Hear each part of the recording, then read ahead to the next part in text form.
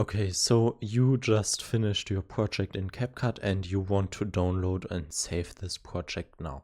So first you want to go to the top right and then click on export. On export you have several options.